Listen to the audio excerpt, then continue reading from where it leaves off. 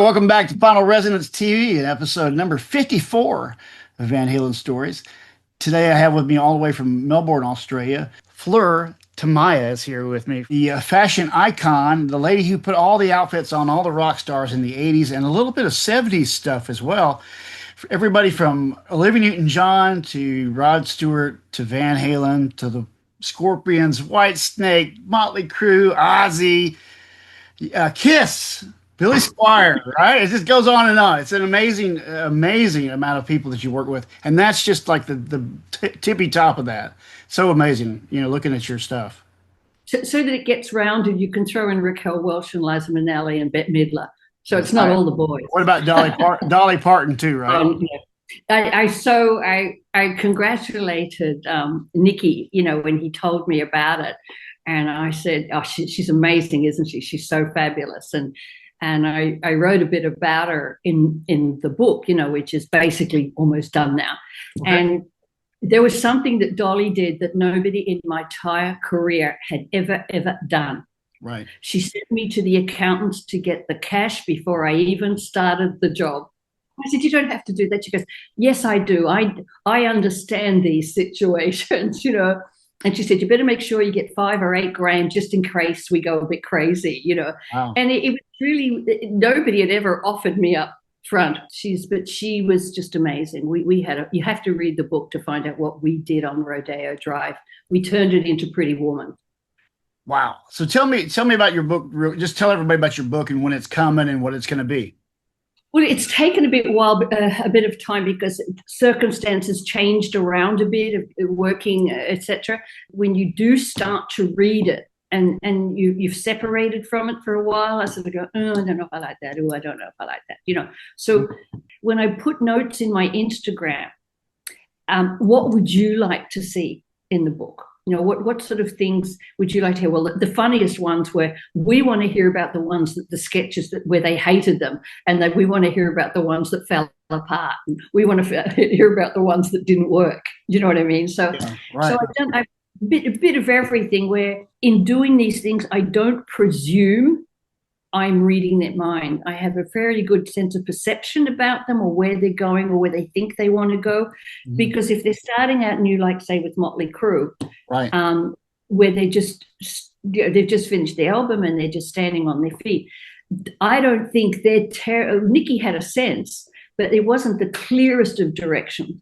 With Van Halen, with David Lee Roth, he had already a sensibility. They'd been out working and doing a lot of stuff and finding their way, and a different, like for example, David's been out working. I think David was maybe around 24 when I worked in, where I'm dealing with Motley Crue, and they're 19, 20, and the Starwood and things like that. So David had a pretty solid idea of how he wanted to present himself. Eddie was how he was. I've just gone dead on the bass player's name. Michael. Michael. All right. Yeah. Yeah, and the same, with Alex and that. But it all, like we've talked about this in the routine. The lead singer gets, 50% of the budget or 40% of the budget. The guitar player gets 20, and the rest gets broken down. And that's why drummers wear t-shirts and shorts. But it was quite different. I mean, a different experience working with Van Halen, but also too, they were really my first real rock band. As soon as I got the phone call to that David Lee Roth wanted to speak to me, but he was on the road, Mm-hmm. And so, of course, I went straight up to Tower Records and went through everything and got the 8-track and popped it in my car, because the car then was an 8-track, and it had Ice Cream Man and, the other songs on it. And so I familiarized myself with the music before I actually met him. Okay. And it's interesting because in those days, you didn't really hear people. And I always remember that when I had to call him on the road to speak to him, because I was given a time to call and so on and so on, and the phone number and the room number, because usually I'd get weird names. You need to ask for this name when you call, right. Like a little book for all these pseudonyms, Right. I'd love one day to put them all out there. Some of them are hysterical. Right. But he actually picked up the phone. Right. And when I rang and I said, oh, hi, David, this is Fleur. Apparently you wanted me to give you a call. And he sort of, it's quite, and then you can, his voice, he goes, well, I'm kind of busy right now. And I went, okay. You know, we won't go into busy what, you know. Right. Who knows? I mean, I could hear noise in the background, but that was the first time I'd heard his voice. Yeah. You know, with the way, you know, this drawl that he has. So did you when you say that though, you first time you heard his voice, because we didn't have media like we have now, it wasn't like you could just look that up and hear his voice. So you only knew about him through the record before you heard his voice. Well, I think even on radio, I don't know how much I heard of Van Halen. I mean, Roth, of course, I was familiar with from the 60s. And a lot of the people I worked with, you know, Chicago, ELO or whatever, you know, but Van Halen hadn't broken outside, and I'd been living in America since about the middle of 73, I guess. And, you know, if you went to clubs, you know, in Starwood and places like that, and Gazzari's and things, you'd see them. I'd seen Motley at Starwood at different times, and like AC/DC went in and did Starwood in 78, and which was great because it was such an easy place to go and see people, but they're not huge areas. So I think that's why I thought I need to go get a bit of background here. I didn't need background on Rod. I probably knew every song, and doing Maggie May when I was working in a shop in 1969 or 70 or something like that. But yeah, you know, I sort of went and looked and played the thing on my 8-track, and I was playing it over and over and over, and I really liked what they were doing. But it's interesting, his singing voice, and then speaking to you on the phone. Right. Sometimes the face and the voice don't match up, you know. Right. So he came into the studio, and he stayed probably for a good 45 minutes. He came with someone, but the guy obviously stayed outside, and we just sat there talking, and it was really good. We obviously hit it off, and we talked about things. I'd been to Japan a couple of times, so he was really happy about that. Sushi at Gower Gulch and down the SRI was always the place he'd ring up and say, you want to meet me at Gower Gulch? Let's go sushi, you know. And so we built up quite a friendship, really. You know, we would spend a lot of time just hanging out. But then after we had spoken, it was really just an introduction. And in some ways it is a sense of, do they like you? Do they want to work with you? Have you passed the test of this and stuff? You know, he goes, look, I'll give you a couple of days. He left, and I'm going, well, we'll see what happens. And so then he did call me up, and he said, look, could you come to the house and to my house in Pasadena, you know? And I said, oh, sure. You know, so I drove out there on the Saturday afternoon. And I think it was sort of like, I passed the test with him. Did I pass it with the rest of the guys? You know, and so that rehearsal room that you see a lot of pictures of, you know, the stuff's everywhere. You know, that's where I first met the rest of the guys. And you sit there, and they're all very, well, I don't want to say shy, but Eddie was a sort of shy, quiet person. The guitar did the talking. You never sort of heard of him getting into trouble and being loud and boisterous, and pretty much the same with Michael and with Alex, you know. So after a while, so I left, and he said, well, I'll call you back. And he called me back the next day, and it was sort of like I'd passed. Okay. You know, the guys really liked you, you know, so we're all going to talk. But he pretty much ran the concept. I worked with him first about what he wanted to do. Then the guys came in, and they came in for fittings. We talked about clothes and things, and it's interesting in that talking about the clothes and then measuring them and everything else, and asking, is there anything specific? And always when you talk to a client, you can ask them what they like or what color they like, but they're very but you ask them what they hate. They go, oh, I hate this, I hate orange, and I hate purple, and I hate, you know, or whatever it is, you know. Right. So eventually you get into what they're thinking or how they want to see themselves. But also too, we're in between. We this isn't MTV where all of a sudden you come out of the darkness into the light and it's bang. Right. It's like, do we go overload early, and is it too much? And I felt that with Motley Crue too, but we're now in 83 with Motley Crue, and you've got MTV. Right. So the same thing was, but fortunately at that very time were all the big festivals, you know, the Texas Jam or the California one, big shows, you know, that maybe Aerosmith's opening or something, but Van Halen's coming in. Well, you give David Lee Roth enough space, he'll take it on. Right. Which is exactly what happened. And I think the more he took on, the cheekier and more comfortable Eddie got. He would start to step out. It's like there's one photo that just absolutely mortifies, and it's a Niels Lozauer photo, and it's in Niels Van Halen book, where Eddie's up in the air facing the wall of amps. Oh, yeah. And he's got about 6 feet, 7 feet off the ground, and he's playing. And I'm looking at the pants going, they're going to split any minute. Because I had no idea he was always just being cool and still, and all of a sudden he's jumping 6 feet in the air and still playing guitar. People talk about that, that he was very athletic as a young kid. Yeah. And he even said that he was he was a fast runner, that he would always outrun everybody. And that there's a video of him playing on, I think it's beach football that's out there. It's a very rare thing. And he's super wiry and skinny and fast. And, it shows how athletic he was as a kid. So then he gets, on the stage. I think the story goes that his brother told him he needed to start moving around more. And that and I could see Alex doing that. Come on, kid, get going. Right. Get with it. And in some ways, maybe even with his father, being a musician, looking at going, now here's your chance, son, get out there and go for it. But but it was interesting to watch them grow, and you watch it with all of them, and they're starting out and they're just not sure how the audience is going to take them. And I think in a lot of cases when Motley Crue first walked out in what they had on, and then when Van Halen worked out and people didn't know who they were, but they had them like that, 3 or 4 songs in, and the songs were great songs. And then you've got when did you first see them live? It's got to be with a tank. Okay, that was with probably a tank involved. 79, 80. Yeah, it's got to be 78 towards the end. I don't think I went up to San Francisco for the festival that was there. So it's got to be the California one. Yeah. That and I went to that. And I think I went to the one where they parachuted. Well, they didn't parachute. Yeah, right. The parachute show, Anaheim Stadium, in July. Exactly. Yeah, that would be right.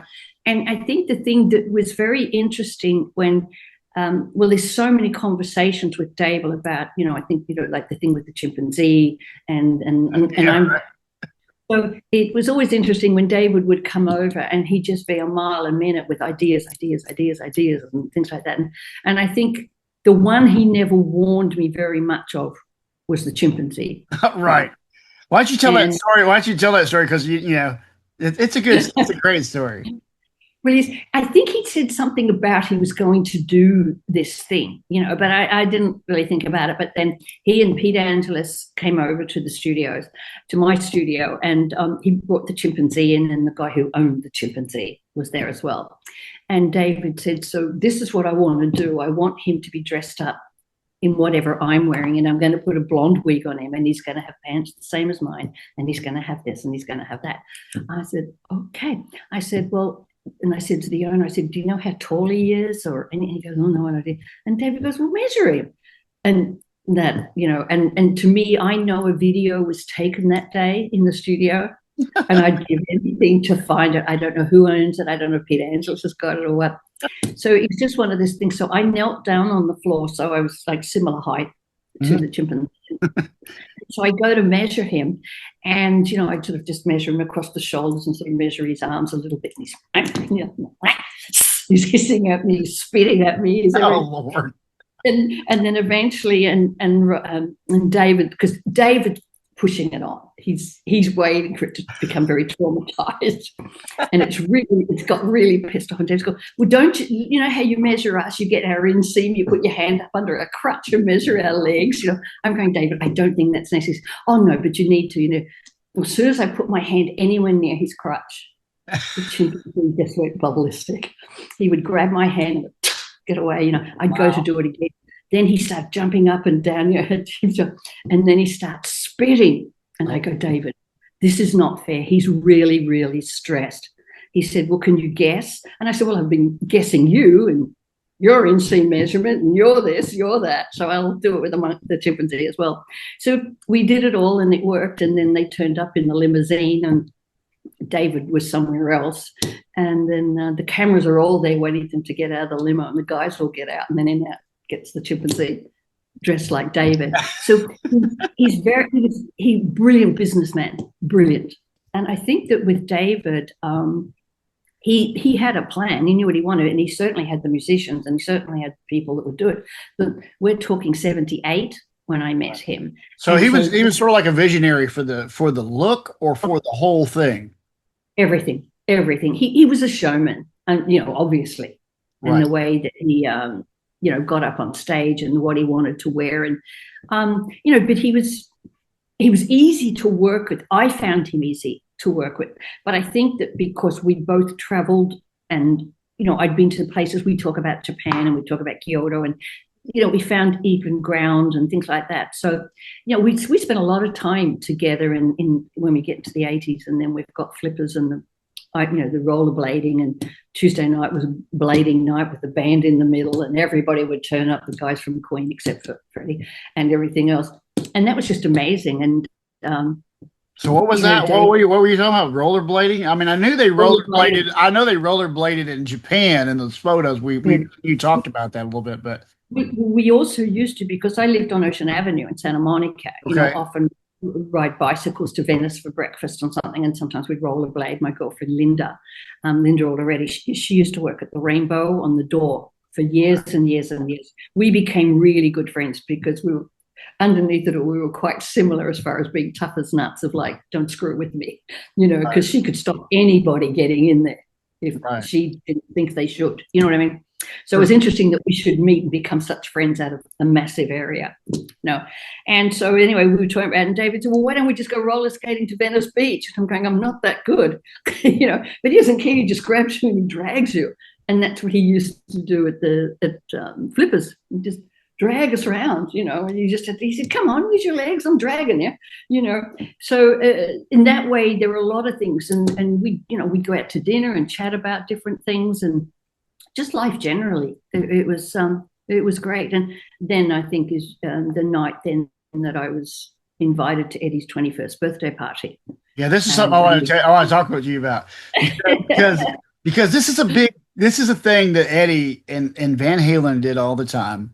Okay, so if you take his birth year, 1955, and you do the math, he was 23 at the time. Oh. Yes, because they lied. They did that on purpose. Eddie said later that they lied to make him 21. So he'd be more fabulous at 21 than if he was 23. What a little dick for that one, eh? Oh, so maybe I shouldn't say that. But anyway, so I assumed with the birthday party they were going. They invited me out for dinner. We went out for dinner, and they said, we're going to go to the club where his father works, because it's his 21st. I mean, they had a damn cake. They had everything there. So it wasn't a matter of being gullible. They were pulling all this. I had no reason to think anything different. But it's funny you should say that, because I was trying to figure the year, and I thought, it's got to be January of 78. That's January. Correct. It's correct. Yeah. Because 78, February 10th was when the record came out. Actually. And then, so if it was January, which is his birthday, 26th of January. Australia Day. Yeah. So that would have been the birthday party. Because I go back in, thank God for Google, because I go back in to make sure I've got the person's name spelled right, or I've got their birthday right, or I've got this right, So I thought, I know it was after Christmas, and I'm not sure this, not sure that, So I'm probably as much to blame, but yeah, it was fun. Dinner was fun. Then we get to the club in the valley. So I looked all that up, and I found the proper spelling for Lederhosen and this and this and the Pa band. So it just it just was one of those things, and it was a lot of fun, and I felt it was very sweet. And I'm not saying they went out of their way for me and made me feel special, but it was sort of also like making sure I was comfortable, because now we were in the family environment, and all of us, when we have birthday things like that, you often think, mum and dad or your mates are not as cool as your mates, So I think it was lovely. I was thrilled to meet his parents and everything, and then to see his father up there, with the little hat on, And I thought, are they from Switzerland? You know, but then I realized, you know, they were Dutch. And so then when I looked it all up, and then having the lederhosen on and the playing and everything, so it was really, really cute. You know, it's just one of those things. And I think Eddie was very, very proud of his parents, and he was so proud of his dad. And that photo that you found, Yeah. you find that photo and put it up, and you said, "Is this what I was talking about?" Where he and his dad are just laughing cheek to cheek. Yeah. Yeah. No, that was a super picture. Yeah. Yeah, he has lederhosen on, I think, in that Yeah, photo. he That's did. why. That's why. He did the thing across here, and you could see the shoulder pieces. Yeah. Right, Yeah. right. When you said that, you know, because it's kind of a thing that's known in the Van Halen community that his dad played in a. He even said that my dad played in an Oompa band and a German polka. We used to call an Upa band, and I didn't know if that was rude of me to say that. You know, when I don't he think said, so. "Oh, I did," but nobody picked me up on it. And sometimes after a while, you get to understand they love tripping you. It doesn't have to be Van Halen; it can be any band. Okay. If you got the idea of something and you've got it completely wrong, they decide to not explain to you. They let you just keep digging yourself. That's hilarious. That's totally what they would do. Yeah. Yeah, and I guess I would think to myself, well, I guess they think I'm worth it. You know, they must like me because they're happy to do it to me. If Well, there was somebody they didn't like, they would just, you know, that's it, they're gone. for sure. Yeah, they're just playing is I kind of like that's what I've always, you know, noticed about all the stories I hear from all the different people about how they would be with these certain situations. Yeah, totally. Yeah, well, they'd love to trip you up. I mean, David was like that all the time. If he thought he could catch me out, he would do it. You know, it's not like I don't think I ever did anything to make them feel like I needed taking down a peg or something. Do you know what that means? Yeah, sure. Yeah. Taking down a peg. But I would see them doing it to other people, and particularly backstage, they would let people just hang themselves. And I mean, it was really funny. It was really, really hysterical that people thought they were so cool and they were so this and that, and they'd be tripping them, you know. I knew a lot of bands in the beginning where people would put them down and put crap on them, like, oh, you'll never be anything. And then when they rose, there was an awful lot of get back.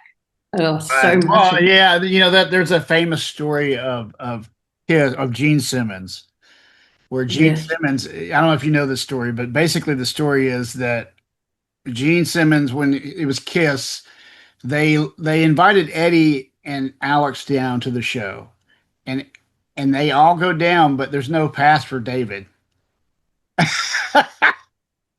And Okay.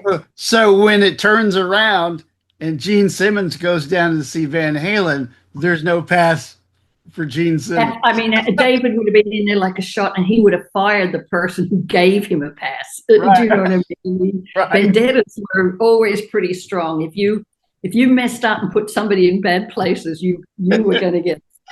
Like the whole leather thing. Now, when going back to Roth on that first album cover, he was, you know, live. How much of those outfits did you have to deal with in '78? Or the live outfits, like he had this belt that was like a metal studded belt on. Sometimes those pants that you made, I know the white and black pants you made. Yeah, and there's the yellow and black. Well, the first batches were, and there's a funny story about those ones. So they were coloured in the front and black in the back.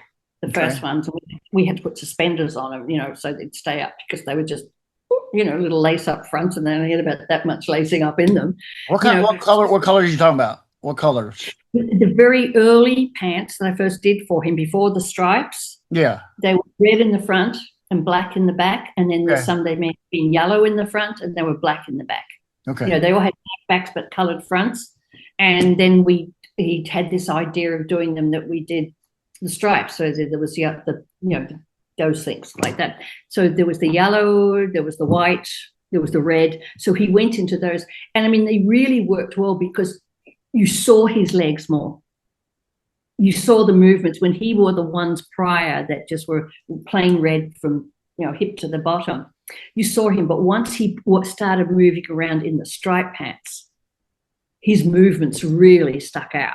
You know, when you do the splits, and like there's a photo that I've got, he's got a green shirt on and he's got the black and white striped pants on, and he's doing a double back turn.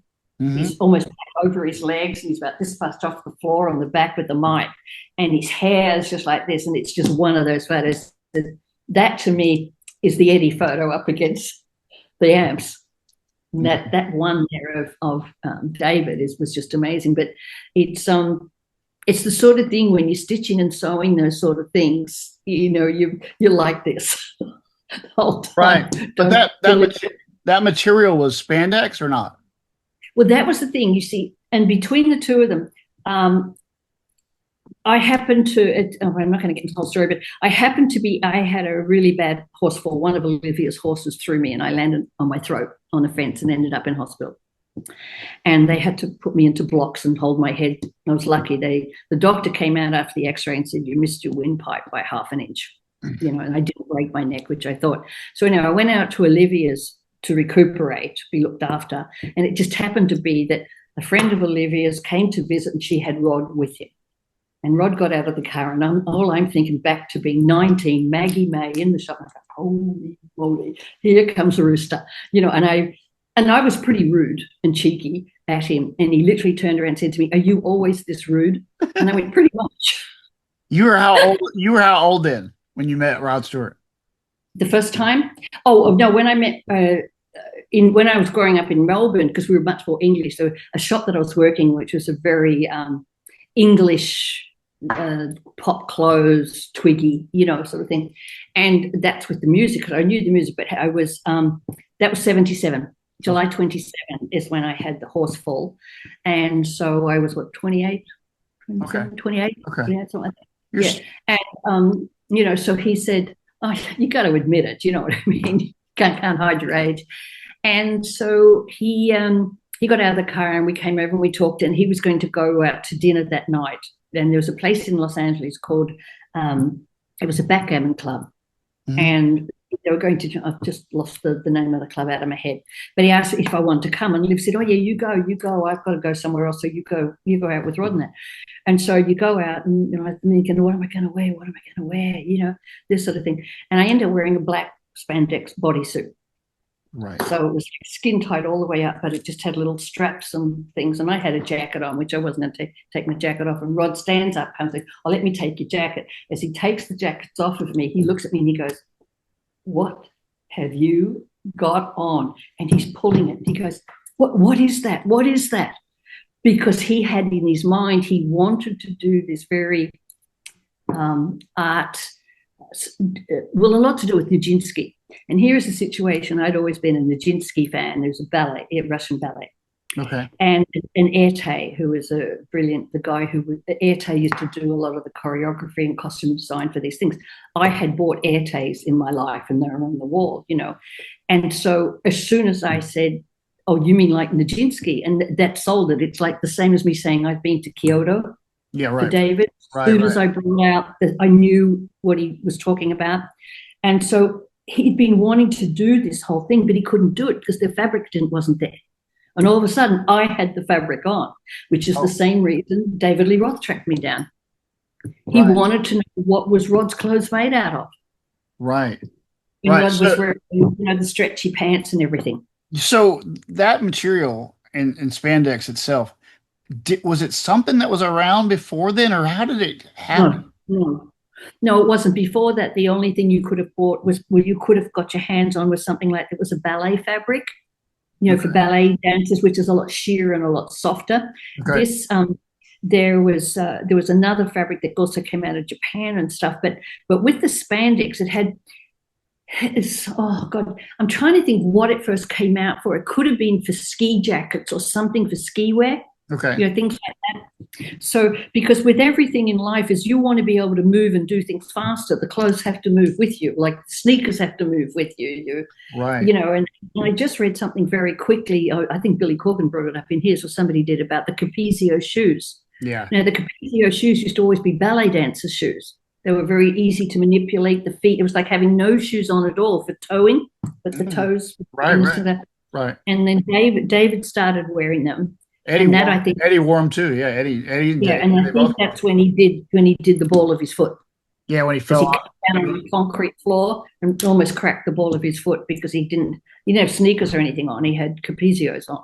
Right. So that was pretty devastating, and you see the ones with his walking stick, the pictures of him walking around with his stick and that. But yeah, so it was like all of a sudden I had walked in through these two individuals' life Right. with something that they needed to move in. And so then I did these, and I've still got the sketches, and the clothes were made. They were just literally like Nijinsky ballet, completely like you've never seen anything before. And we got them done. Rod wore them out on tour. And he was going to, he was going to get doubles and get things done, but we didn't get doubles done. Anyway, this night he was in Chicago, and the girl who was doing his wardrobe, Doris Tyler, was traveling with him, and she was sick, so she stayed at the hotel. She didn't come to the show. Well, somebody managed to get a pass somehow, and this is when all the clothes would be under the stage and you'd come down to get changed. Somebody got into there and stole everything. So I've got the sketches. I don't have a picture of any of it. So slowly we changed into the movement of things like everyone has a good laugh of the one shoulder jumpsuits that Rod would wear and the belt on them and everything like that. And but I was lucky in that the studios that I had to work with, and I started working with Rod and with Van Halen. There was a place called Design Studio, and Design Studio had been there for years, and they had done all of Elvis's suits. They had done all of Liberace. Wow. When I made the capes for Ozzy, they were Liberace's patterns. Were they? You do see that, right? That's cool. Yeah. And so Ozzy was sort of like, really, the way Ozzy does things. I was extremely, extremely fortunate that it all just fell into place, and so by the time that Dave was going out and wanting studs on things, because you can look at Elvis being studded and it's aquas and marines and it's silver and all of this. It's not metally stud. That's a real English thing coming in, and the boys from Liverpool's type of thing. So, but yeah, so for me, as I started to get into designing these different things, the products were there, the people were there to help me with it, that I never thought I'd get lucky enough. And it was Bob Mackie, we'd bang into each other I won the Bob Mackie Design Award at Fashion Institute of Design and Merchandising. I got the top student. Wow. Not that I knew that I could do that, but anyway. So. That's cool, though. That's so cool. The whole, the fabrics and we and I talked before. It was all about movement and being able to move on stage and being comfortable. Well, and even then, if you go back to Elvis' suits, which was a bit stretchy, they had to be because of the way he moved, but they were a completely different form. There used to be a fabric called crimpline and things like that, where the stretchy pants started to come out in the 70s. Mm-hmm. And, but they were nothing like what, I'm talking 72, 73. Nothing like what we ended up getting the benefits of, So it was almost like if I'd have met Rod years before, I couldn't have had that jumpsuit on, and I couldn't have made his stretch suits. And if I'd have met David before, I possibly wouldn't have been to Japan because I went there twice with Olivia. So it's interesting how the 6 degrees of separation to everything, And so if I'd have wanted to do those ideas, I'd made stretchy things before, like for Olivia, before I could get my hands on that fabric. But we had to make the garments in a different way. We had to do different pattern work. We had to cut them differently so they could stretch, so on and so on. So physical, you did the outfit in the video, which I just saw the other day for the first time in a long time. It was funny. It was fun to watch just because I hadn't seen it forever. And she seemed like I don't know how she felt about it, but she seemed like she was having a good time, and she was having a good time, and I think it was one of those things because when the song was first written, it went through a lot of people. A guy called, I think, Terry Britton and I think Stevie Kipner wrote Physical together. I'm not sure. But it was sort of very sexual. Sure. And I'm trying to think who it got given to or passed to first. I don't know if it was Cher or something like that. But eventually it got into Roger Davies' hands when he managed Tina Turner. Okay. And he'd just taken over Tina Turner because they all met up when Olivia did Hollywood Nights. Remember when Tina was on it and Karen Carpenter was on it? and so on. Have you ever seen the whole of that video of Hollywood Nights? It's sort of cool. So Roger offered it to Tina, and Tina went, I don't know if it's me, give it to Olivia. But if you listen to the words, Olivia singing it is not, there are other female singers now who could sing it and probably do it that way and have very little on stage. But Olivia said, the only way I can do this, Roger, is to turn it into a joke. So then you had the fat boys in the gym, and then they got slim, and then, so I had to come up with an idea for something that you would wear to the gym. And in those days, is it 80? I don't know. Yeah, 80, around 80. Yeah. Gym clothes were black. Wow. Ballet clothes. I went to Capezio, the shop, to look at and nothing was in color. If I got the white, then I had to dye it. And so that's pretty much what I ended up having to do, like those fabulous purple pink legs that she has. Right. I don't know why I came up with that color. I really don't know why. Sometimes I just don't know. I don't know what I was doing the day before. So, but that's such an iconic, image and period. And, just like we were talking about these shirts, these leopard shirts. Leopard shirts, yeah. And you had mentioned to me that Rod Stewart was probably the person that probably popularized this. I probably was a leopard person from leopard bikinis going to the beach at 17 or whatever. As always a leopard person, right. It's a flattering thing. If everyone can wear it well, you look resplendent in it. You look fabulous.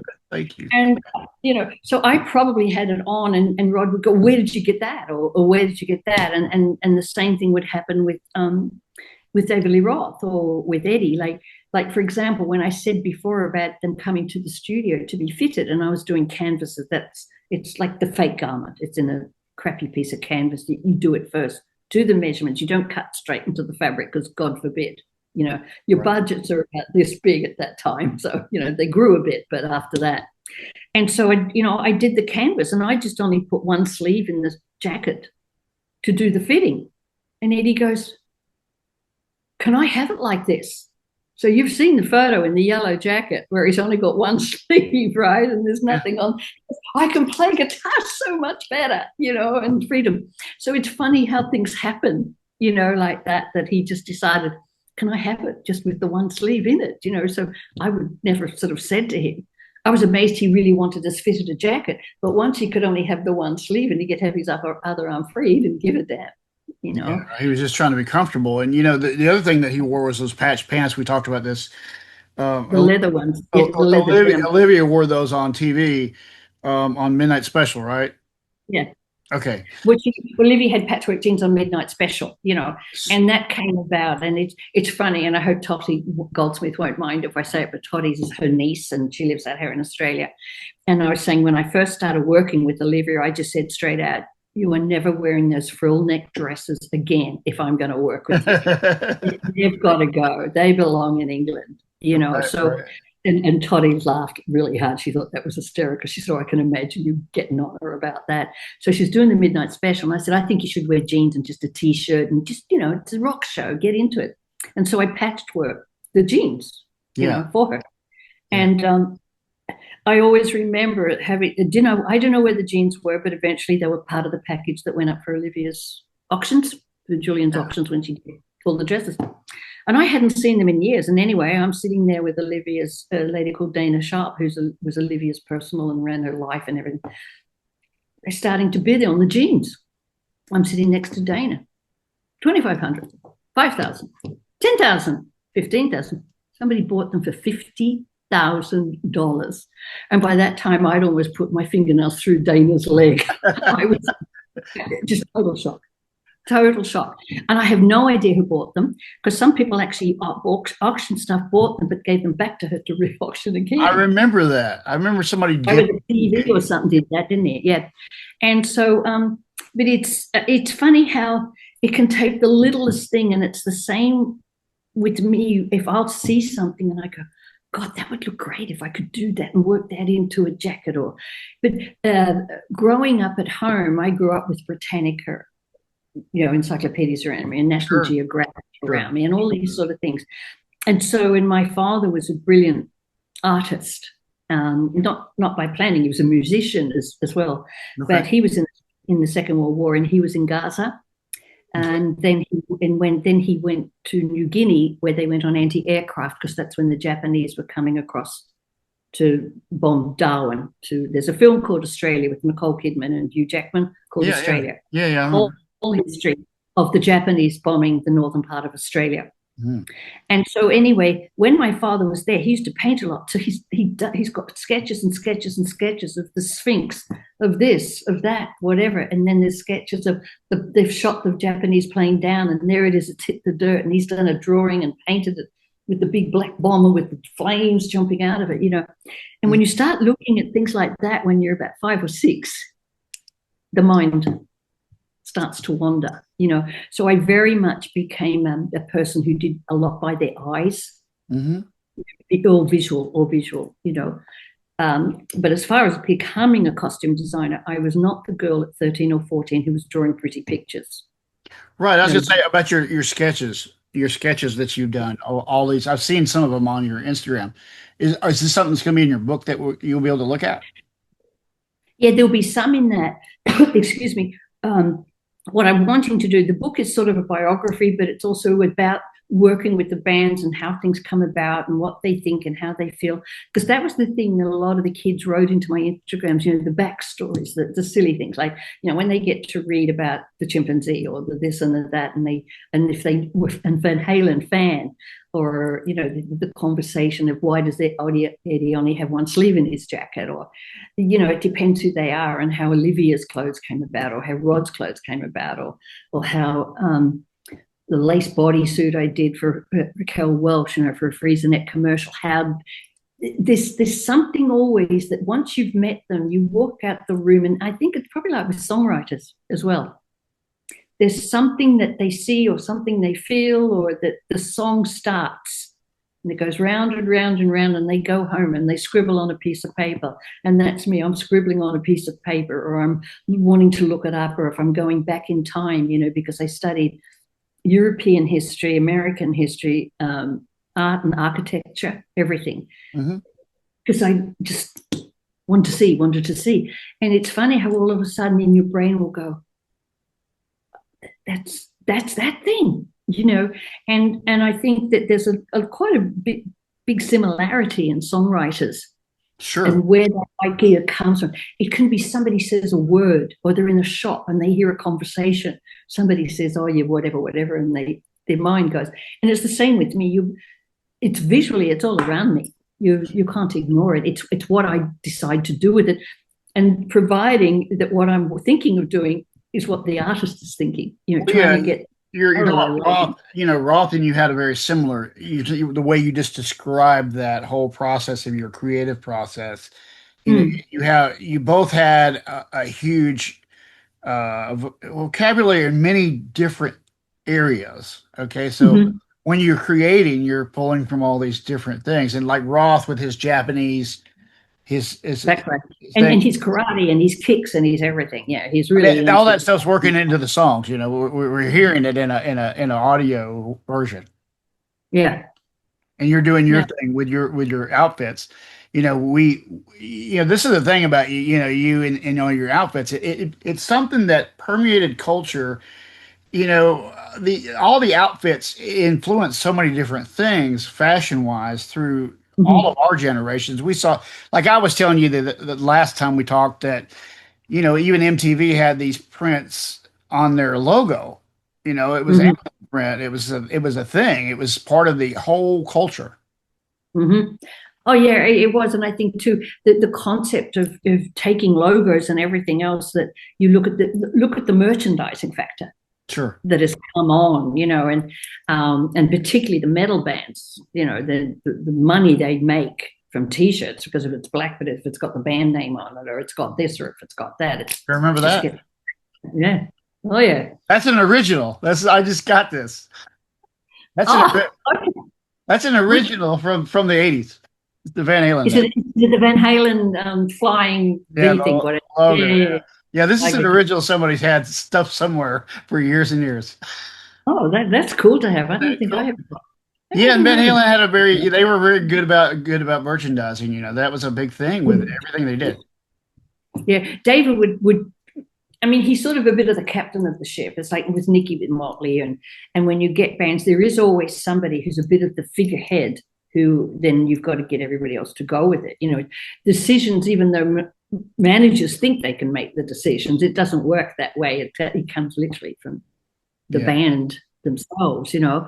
And I think it's interesting now that when you get to where we are now, there's not really, other than the females that are out touring, there's not really a lot of new.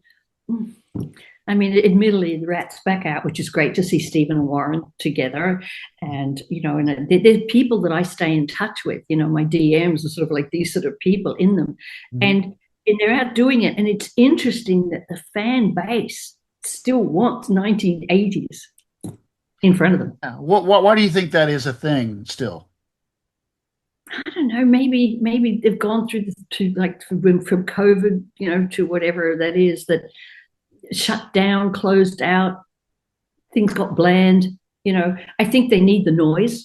I think they need the bonding. I think how quickly, I can imagine even like in the 90s saying to an audience, them standing there, come on, sing, you get a few in. Now you can walk away and they'll do the whole record themselves. You know, they know every word and they're full. You know, you've got 40, 50, 60,000 people all singing it. Right. And these kids are part of that. And I think that there's a part in their lives that they need that. And I think it's a bonding. I was gonna say that's a thing with Van Halen fans too. You know, a lot of people that watch this, we are when we get a chance to be together, you know, because sometimes I'm with groups of people that are Van Halen fans, and it's like we all are just on the same bus somehow. Yeah. You don't have to talk. You don't have to whatever. It's just a feeling. It's a vibe, you know. And I think it's probably been hard for Wolf. Oh yeah. But at the same time, I think it's a saving grace for a lot of kids who never got to see his dad. Oh yeah. Their dads are going with their sons now and seeing Wolf and everything. And I think he's such a beautiful kid that he's handled it really well, where it could have been really devastating, you know, to have to come after that. You know, when your father's Eddie Van Halen, why on earth would you learn guitar? You know, go to drums, do something else. He did do drums, you know. He started on drums and he's everything. Yeah, no, right.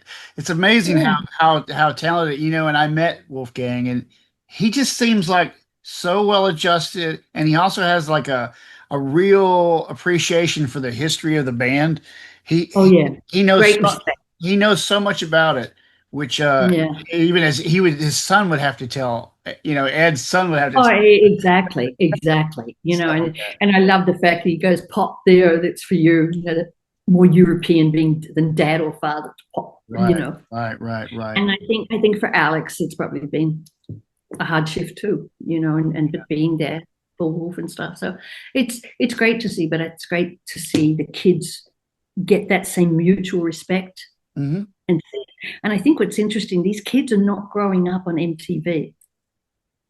They're having to make choices. It's not being shoved in the face. You be in a band that's on heavy rotation. Yeah, that happened with Motley, you know, because people couldn't believe, what the hell are they wearing? Right. Your outfits, they're wearing your outfits. I remember getting that Shout the Devil thing and going, wow, this is insane. Well, if you're going to crack the door open, make sure you go all the way through. You know, don't just go a little bit, you know, where else. It was an amazing, you know, visual to see in the video, because that just really stands out to me, how the cover itself and then the video, they work so well. Yeah. You know? And Niels Loza's book is just, I mean, I couldn't have asked for anything more than those photos. Right. Neil's a legend, you know, and so many great photos. Would Roth reference things that when he was trying to come up with an outfit, or was he like that? Would he say like, I want something like this, or I want something like that? Or did he just, what was his process with clothing? Well, the thing is, you instantly, there's a difference here. One's a singer and one's a bass player. Yeah. Roth doesn't have to worry about a guitar. He can do whatever the hell he likes, you know, whether it's a mic cord or mic stand, you know, whatever. So he obviously had, I think, the ballet format the gym, the leg, the karate. I think the karate had a lot to do with it. Even though the Japanese lifestyle had a huge effect on him, he really respected all what that was about. And I know he lived in Japan, for a long, long time, because it just fitted into him. He didn't, the streets of Los Angeles and going to the rainbow or, whatever, when he passed that era, he didn't want to be in that again. So it's, when he said to me, I did not see anything that would be a blueprint per se to the striped pants. Mm-hmm. I've possibly seen things like that.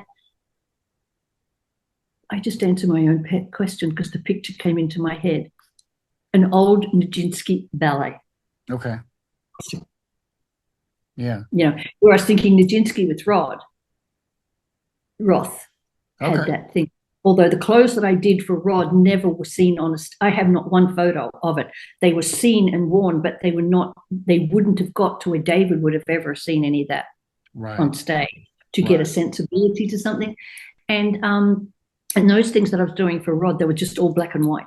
Okay. There was no colors involved in this concept that we were doing, which I eventually would be happy when I can put them in a book and people can see them when I'm talking, So I think with David, I think there was a massive, massive ballet thing. But the thing is, he didn't move like a ballet dancer. He had the joints of it to dance and move, but it was the karate. When he did his kicks across the stage, when he did his arm movements, it was much more Japan influenced. And if you look at Japan costumes as far as their military, or if you watch any of the Japanese movies, from years ago, when it's all the head and the hair. And I often wondered that when David never picked up on the hairstyles of the Japanese warriors and things like that. He just always had his hair out, So, yeah. But I think when you talk about that, I think about how he, first of all, he did this sword dance in '84 where he did, this kind of mixed thing where he did traditional. It's almost like karate, but he did that, he always carried that along with him throughout his career. Even in 2015, when they were doing that stage thing for Kimmel, he was doing that and hit himself in the face. If you remember that, if you know about that, you remember that? And broke his nose again. He would hurt himself on a regular basis. I think he very much had a throw it to the wind sensibility. It's like he was going to Tahiti at one time, and I was doing a final fitting on him before they went, and I was giving him a lift to the airport. And so we're driving from Pasadena out to the airport, and the entire car trip is going, well, why don't you come too? Come on, come to Tahiti with you. And I'm going, I'm not coming to Tahiti with you, and even right up to parking the car and dropping one. He said, come on. He goes, just park the car in the shed. We'll go. And I go.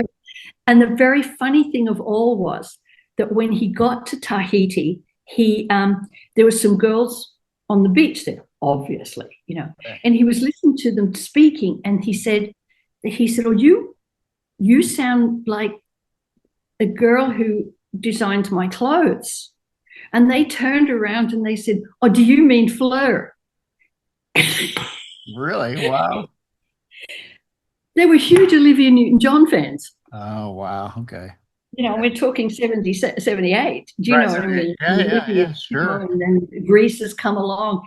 But it was also having my name. Like I've really come to terms with the fact that my mother decided my direction from the minute she gave me my name, because my sisters are Anne and Sue. Okay. And when you're in a school of 1,000 kids, there's only one Fleur. Right. Well, Fleur is for flower, right? Yes, French word for flower. Yeah. And I was probably the least like a little flower than anybody you could have on earth. But it made me tough. Yeah. Because what sort of name's that? What sort of name's that?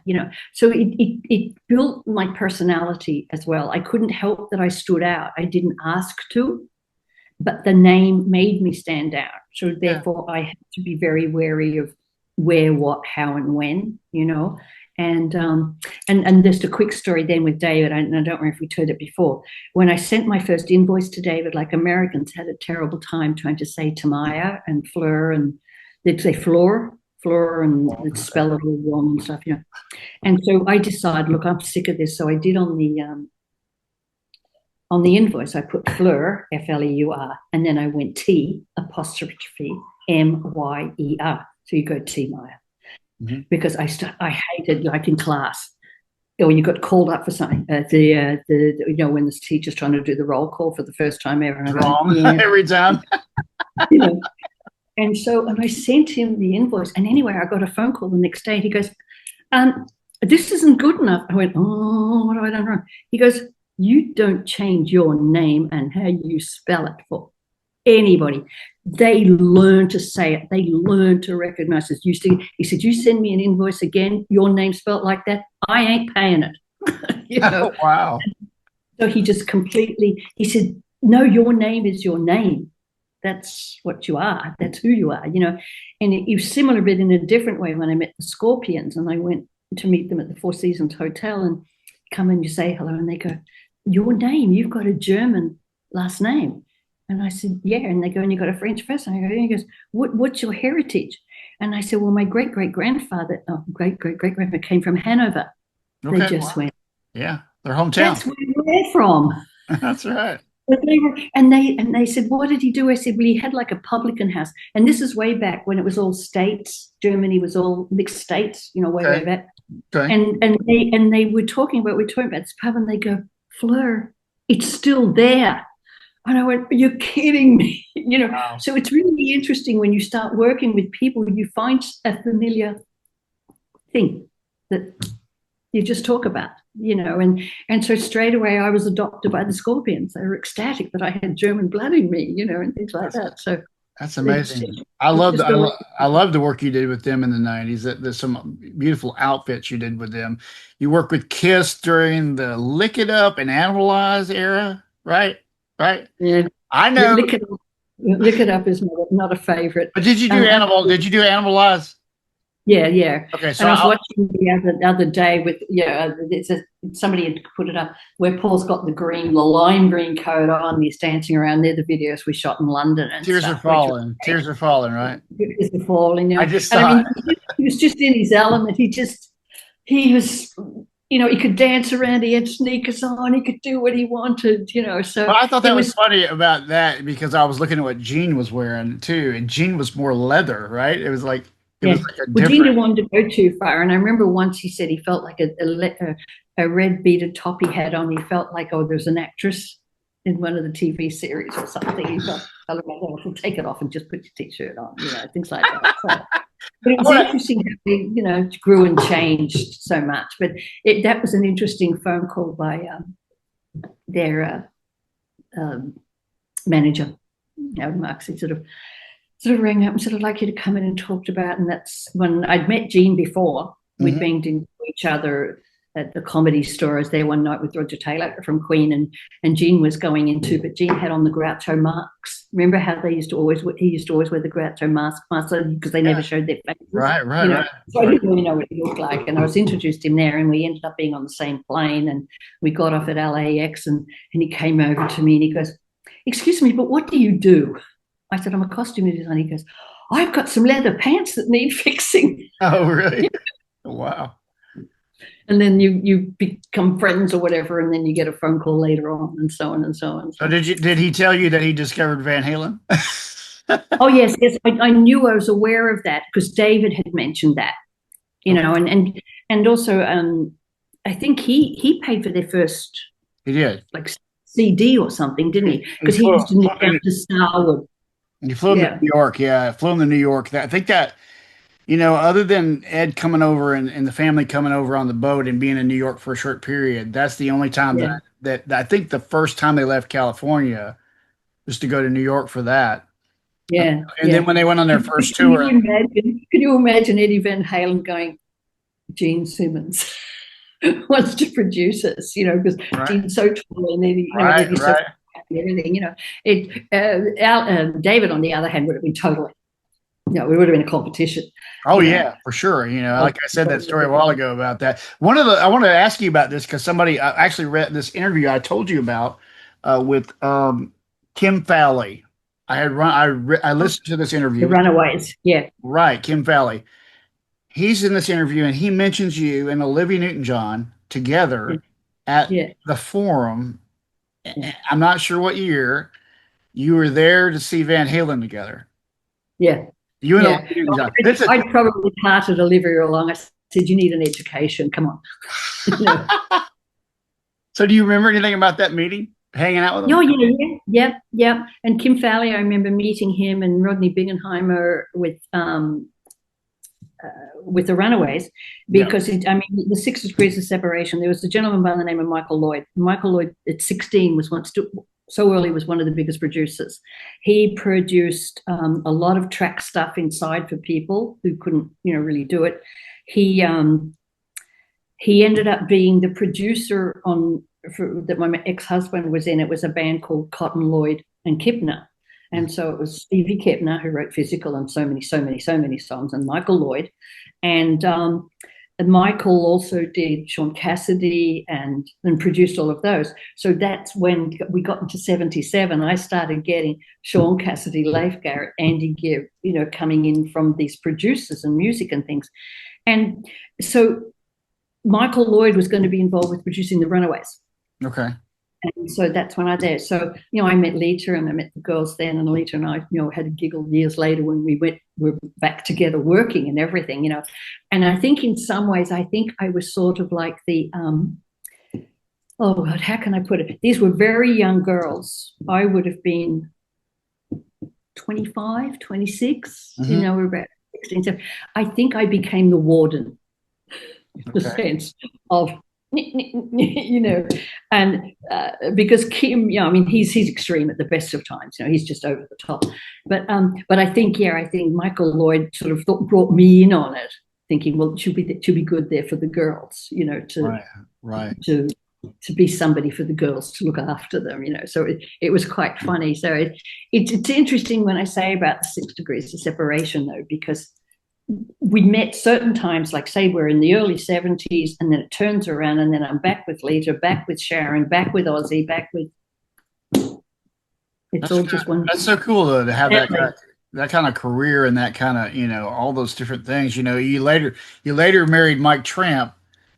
Yeah. You have your son that helped us out today, is his son.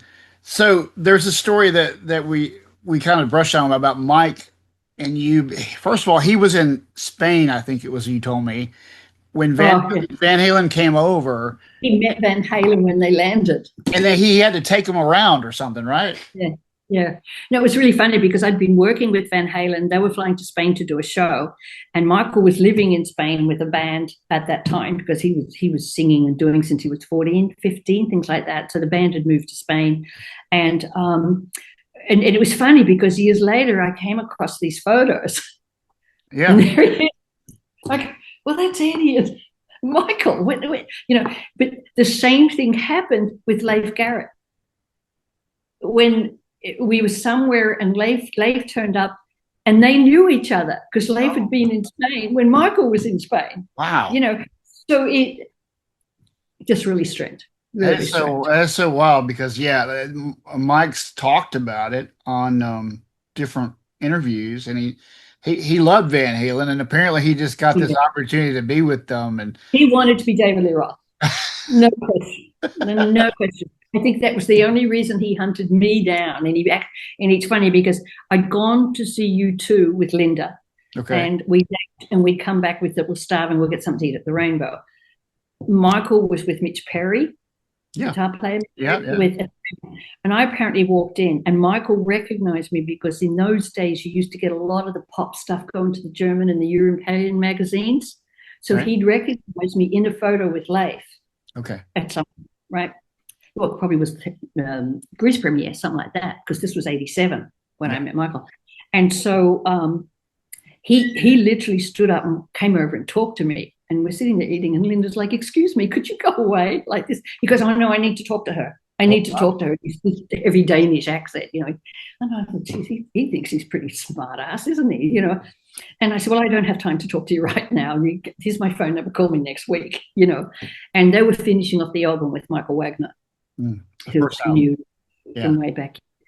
So this back and forth went on and finding time between me being on videotape in the studio. Then they left for New York. And then, they literally, like Gene Simmons was so excited when he met him. He was like, unbelievable, a lead singer in a band with a last name Tramp. How perfect is that?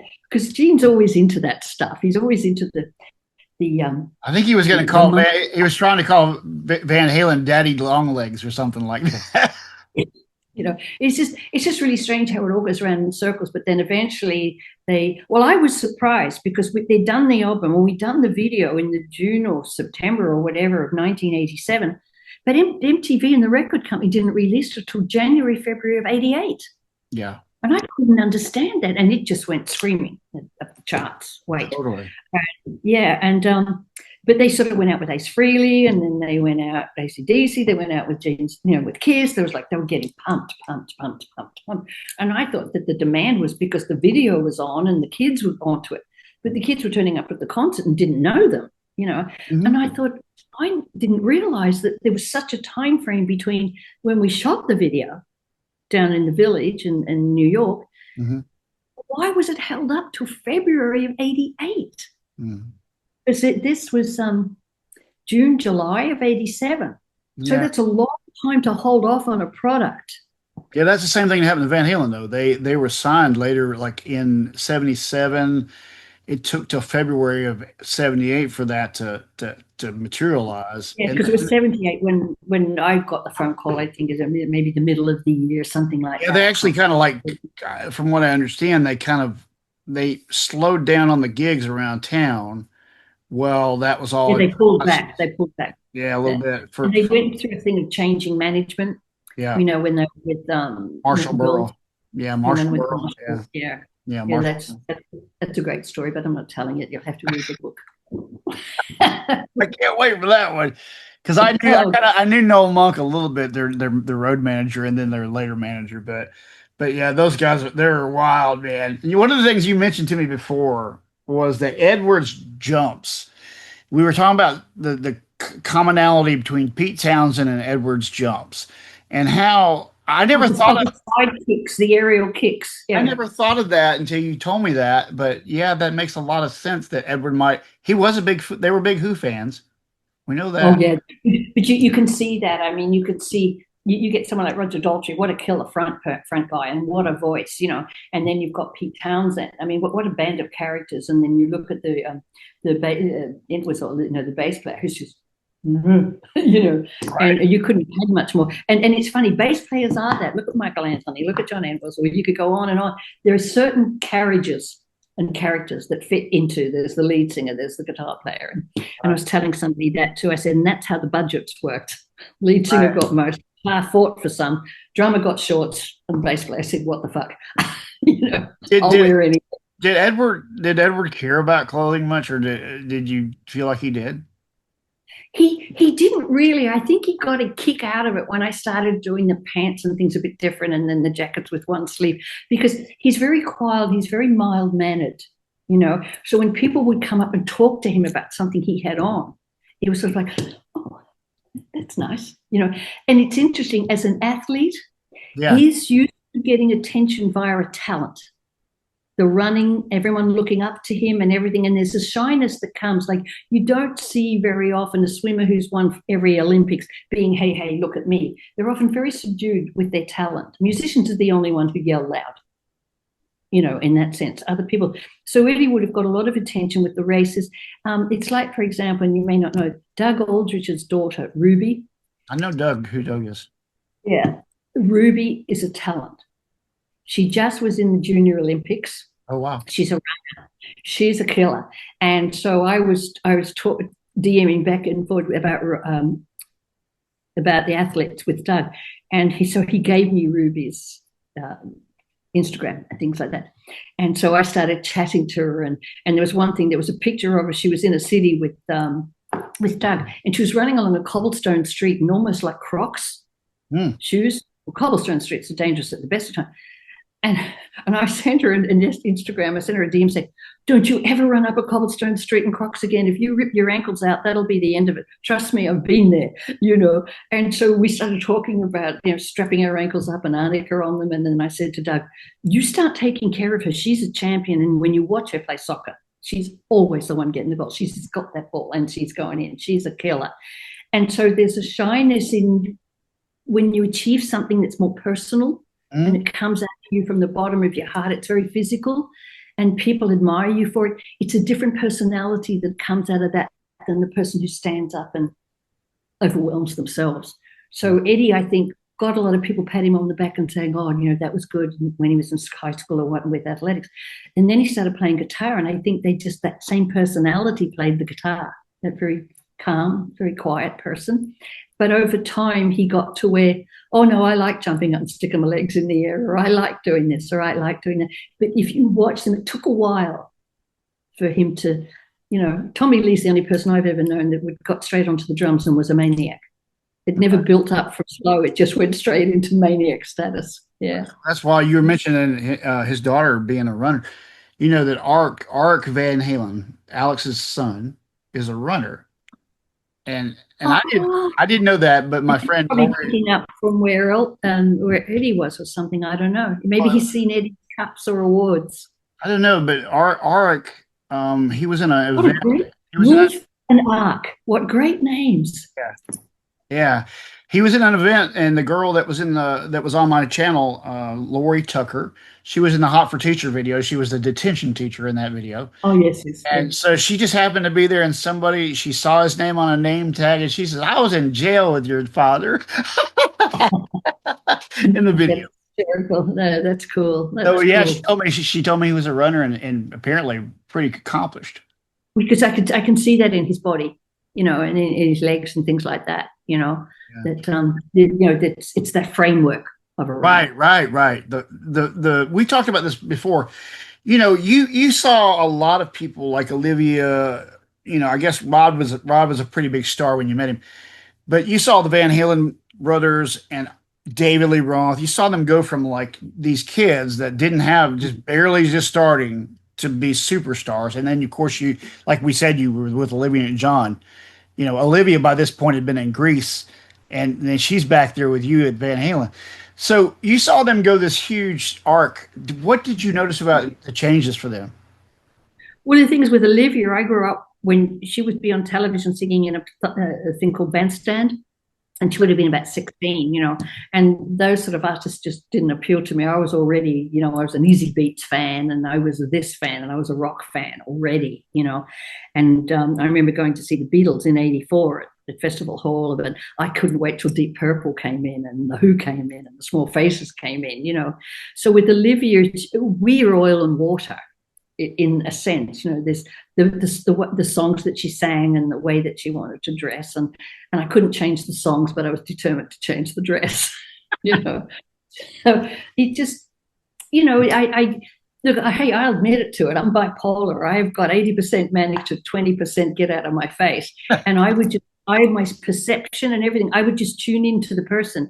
I could be talking to Lionel Richie at 10 o'clock in the morning, and then I might have to talk to Lisa Hartman, who used to be an actress. I might have to talk, but then I might have to go and meet Rod. Oh, but gee, I forgot all about, I've got to call Liza Minnelli back. And I'm just All over the place. Yeah. But usually people have a career like someone said to me about Edith Head and that, and I said, but yeah, she was a costume designer for television. She won 8 Academy Awards, but she dressed in one category. I don't know where all mine came from, but Olivia always called me Sybil. I, I own up to it, and she'd often say, "If you're coming over at the weekend, please don't bring 1 and 3," things like that. But my ability to shift my mentality, yeah. people around, they'd be my son and sort of say, "Oh God, nightmare, absolute nightmare." And my friend sitting here who's come over to help me, and we've known each other. How long have we known each other, Michelle? How? 10, 20, 25. And she would know, and Fleur's not normal. But she's so lovely. But it's okay. I don't care. I don't want to be normal. I'm not good with normal. Put me out with the rock stars, put me out with the mentally short-minded. I mean, that's what makes that's what makes so many artists great, is that they do think outside the box. They're not chained to any particular one moment or one thing. It's coming from all directions. Like you were talking about earlier, how all these different things are floating around you, and you're picking little pieces as you create. Exactly, because there'll be something that I'll think back, or when did I see that? It could be in a kid's storybook, in a library, etc. But it's funny because I have never taken anybody to a meeting with me. I used to hate like photographers come and meet with Olivia and they'd bring like 3 or 4 people with them, which I always thought was rude. If you can't do the meeting by yourself. It's because the meeting is going to be about Olivia and the photographer. That's it. No one else is irrelevant. And so I used to always just go to everything by myself. And when I look back and I think, flying to New York and going to meet Kiss in the office, and I've got no one there, okay, patting me, it's all right, darling, off you go, and then I get a phone call, from a friend who says, Liza Minnelli would like to meet with you. She's doing Liza with the Z tour and she's got to do a HBO special and she wants to do things different. She doesn't want to do the Fred Air, John Candy, music. She wants to do things differently. And I'm going, oh, that's interesting. And you go up to the Beverly Hills Hotel and you're told bungalow 2 and you knock on the door and Liza meets you. There's no one else there. It's just she and I. And she's like, oh, I'm so excited to meet you. Oh, my God. Oh, can I get a jacket like yours? Oh, I love your boots. Can I get those as well? And I'm sort of going, and it's just, it's interesting to see that you get people as they are. Yeah. If there's no entourage, they're as they are. And it's like I remember flying. Well, I was living in New York at the time when I was going out with Billy Squire. I lived in New York for about 4 or 5 years. Yeah. And I had to go and meet Bet in LA, but I didn't know why I was going to her. No one told me what it was about. And I go to Bette Midler's house, and I'm such a fan of Bette Midler. I mean, there's some people I'm a little too excited to meet. Right. It's so incredible. And you go in and you knock on the door, and somebody opens the door, and you come in. And she leaps off the couch and she goes, "Oh, it's so exciting! I've just been looking through all the stuff you've done. God, some of those clothes. Are you going to do something like that for me?" And I'm going, "Oh, well, what are you doing?" She goes, "I'm doing Beast of Burden with Mick Jagger." And I sort of went, whoa. Right. Because I was a Stones fan from right. That was probably meeting Mick Jagger and Jimmy Page and working with them. We're probably I not met either, but I've always wanted to meet either. And Jimmy Page would be like, for a guitar player, he's a god. For us, he's funny guy too. He takes the piss out of everything. Yeah, he doesn't take anything. Well, I mean, at that age when we were doing the Coverdale Page thing, at that stage in his life, he's like, he doesn't really have to toe the line or behave appropriately or anything else, So, but it is, I think what it is too, when you meet them, they're still the people. Like I remember Liza Minnelli movies and all that sort of. They're still the people that you see in the movie, but they're not up themselves. Do you know what I mean? I hate that when you get to someone who's like, you're supposed to feel like you've been allowed into this environment and expectations. And I seriously have not found that. David Lee Roth, that you said a minute ago, there's a thing about David Lee Roth that you get, if you talk, I mean, from what I understand and people that talk to him, you can get the David Lee Roth that you got, which is the person, right? And there's someone. And there's the performer, David Lee Roth, that he puts on his little show. Like if you saw him on Joe Rogan, he was doing the David Lee Roth.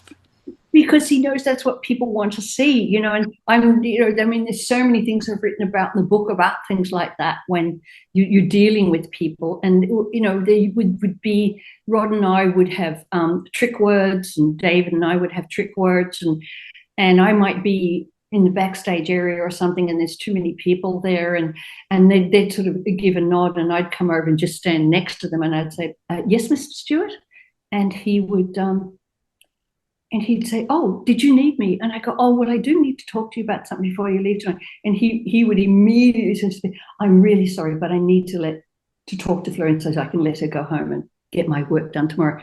And we would have these codes so they could separate.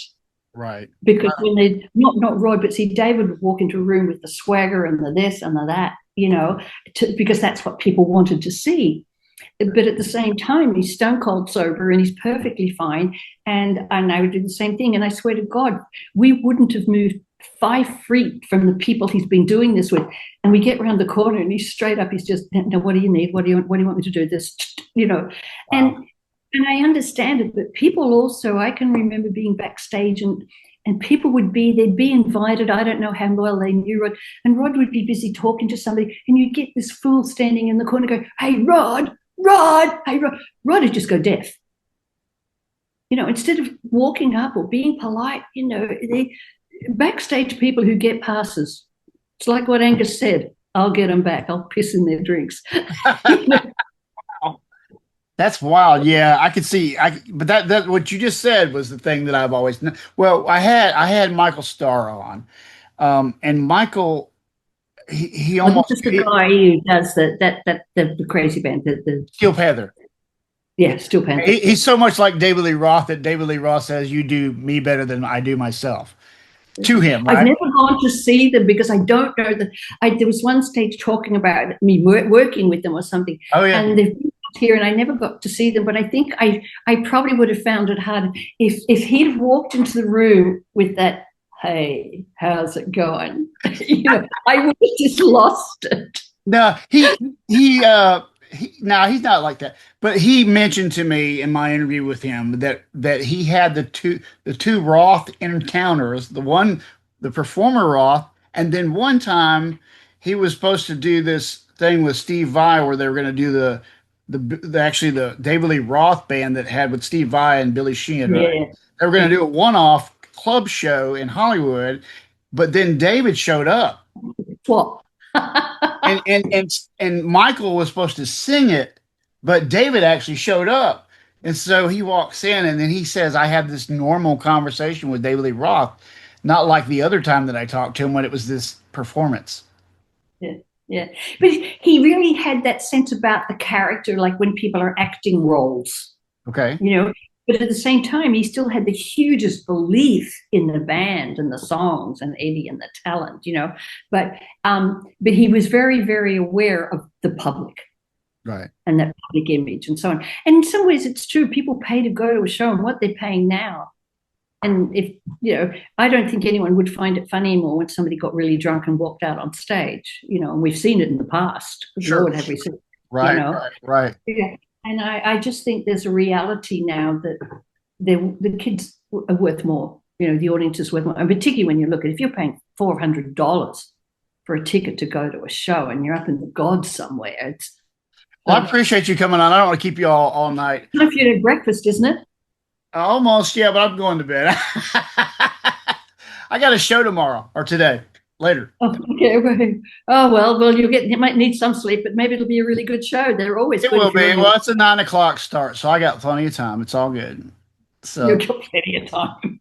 Plenty of time. I appreciate you coming on, and you and I have had this conversation on and off for a couple of years, and it's been a pleasure. Yeah, I said I heard this guy. He's saying, "Why don't you?" It's been an absolute pleasure to watch all your posts, and anybody that wants to check out your Instagram, I guess I just look you up, Fleur Thiemeyer. Nice. The hard part is the spelling. It's spelled Thei. No, you're wrong. Wrong? I got it wrong? Go ahead. Thiemeyer. Right. Look her up. Fleur. Yeah. Check out her stuff there and get this book when it comes out. I'm going to get it. I'm really fascinated to read it. I mean, if I've got the book earlier, I'll send you one. But as far as the, and I'll definitely come over, at that point to do interviews and God knows what. Well, I'll let you know if I am there mid-September. Yeah, well, let's know, and it's great to have you. And I'm glad we got on here, and I got to wear the shirt for you today because this is so much you. If we meet up in Vegas or something, let me know what you're wearing, and we'll both wear Leopard as much as we can put on. I'm into it. Pants, the jacket, the top, the hat. I'll get it all. Get some leopard gloves. Leopard gloves. So claws in them. We'll do cats, man. That's cool. There we are. I'm into Bring to cats. Betty. I love cats. I'm all about tigers and leopards. If I am over there, I'll let you know. And if you want to catch up, we're there. All right, darling. Great to chat. Enjoy your pancakes. I will. Thank you so much. Hasta la vista. See you later. Bye bye. See ya.